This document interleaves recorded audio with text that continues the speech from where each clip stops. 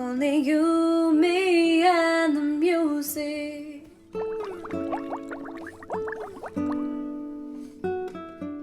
Hi and welcome to Creative Hearts. My name is Jemma Rosenthal, and today the topic I want to talk about is how to stay well at Christmas. Now, as we probably know, it's been quite a difficult year for many of us, and Christmas time can be hard for people with things like family events and Christmas presents and all the things that come with Christmas, preparing food, etc. And we need to be able to balance this and also stay mentally well in these times. For people who know me, know my story, I have suffered from mental health issues in the past, and Christmas can be a time where it can get particularly triggered for people. How I like to think of it is that mental health is a continuous evolutionary journey with particular symptoms that people may be going through. So Christmas time, I know for certain people it can be a time where memories are triggered, which possibly could be happy memories, but then say if there's been a death or a breakup or some memory attached to a certain thing at Christmas time, then people can experience loneliness or depression or sadness, and this is going on possibly for people at the moment not being able to see as many people as we may like. Apologies for the lighting, it's not great at the minute, but we do have some sunshine kind of coming into the side. So, some things that we can do to stay well at Christmas. Number one, appreciation. So make sure that you're appreciating the people in your life, your friends and your family members. Make sure that you're letting them know how much they mean to you, and it may be that you're doing that by Christmas cards or gifts, or could just be a text message to just let them know, keep in touch and making sure that they're well. This also helps yourself stay well, because connection with other people is how we stay well, and making sure that these connections are nourished and that you're keeping up with people to stay healthy and well. So appreciating the things in your life as well. If you have a home, appreciating your home. Christmases ago, I actually ran away from home. I met a lovely family who allowed me to come round to theirs for Christmas Day, as they weren't particularly celebrating it on that day, and they wanted to support me and what I was going through in my mental health at the time.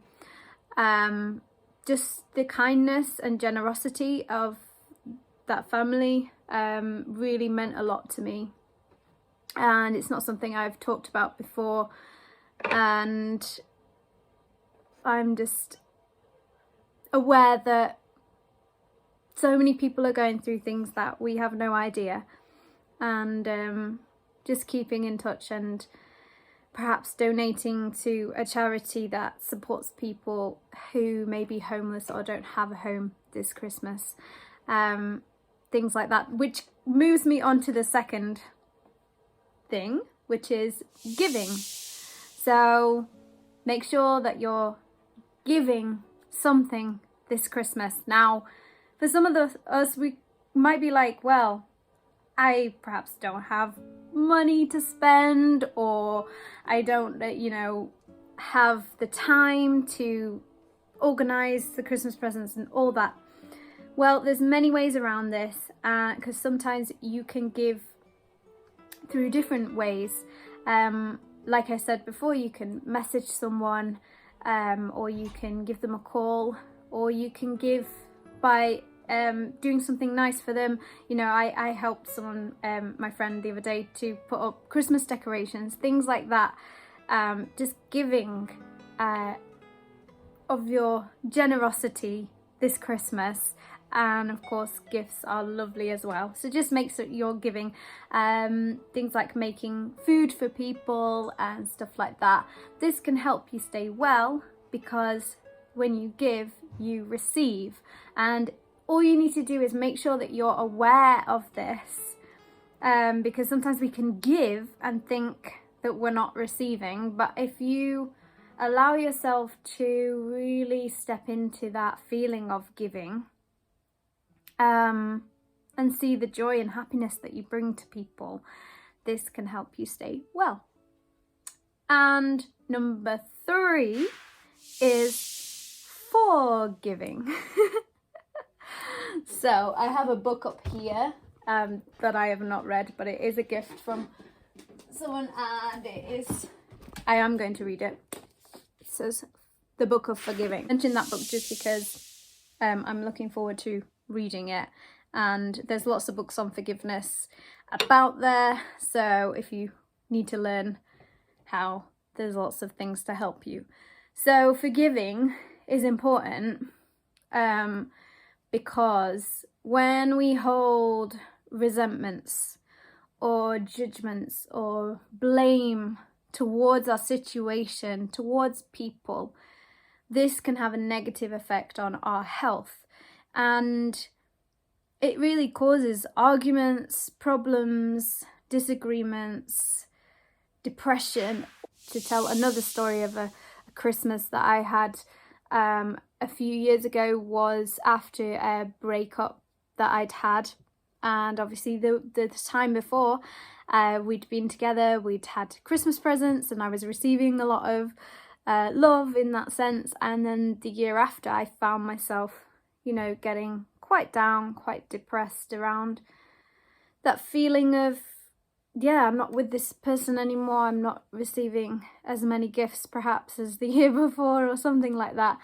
And I think forgiveness allows us to let go of any grief we might have towards any situation in our lives that we feel has hurt us in any way.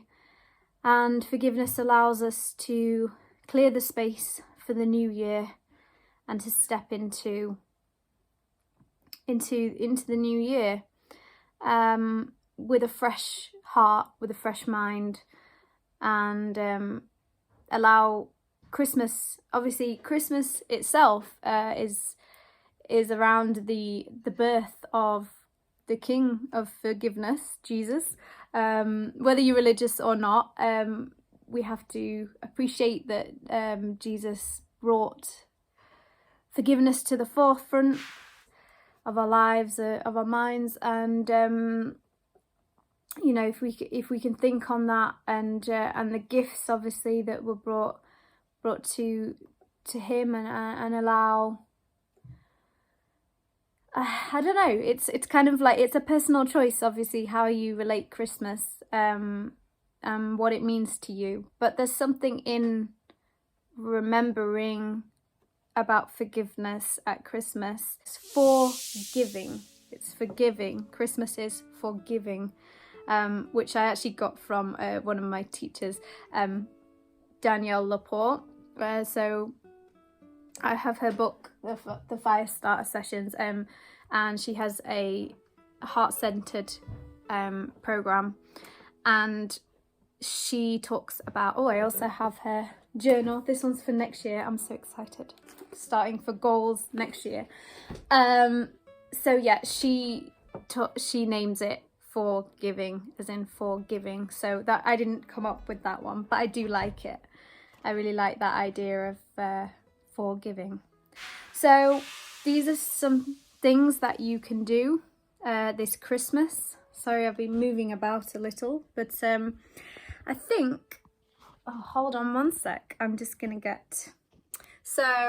gonna light a candle just to wait. This is a Christmas candle that I was given a gift from one of my pupils. Oh, there we are. It smells really Christmassy. I also have my Christmas mug. It says merry and bright. Which was a gift to myself. So, here is the lovely candle to bring us into the Christmassy spirit, and I may sing a little bit of, let's think of a song, okay. So I've got Silent Night coming up, but it's not night time. Does that matter? Okay, let's just use it as a symbol anyway, because I'm thinking of Silent Night, so I'm just gonna sing it. Silent night, holy night, all is calm, all is bright, round young virgin mother and child, holy infant so tender and mild, sleep in heavenly peace, sleep in heavenly peace.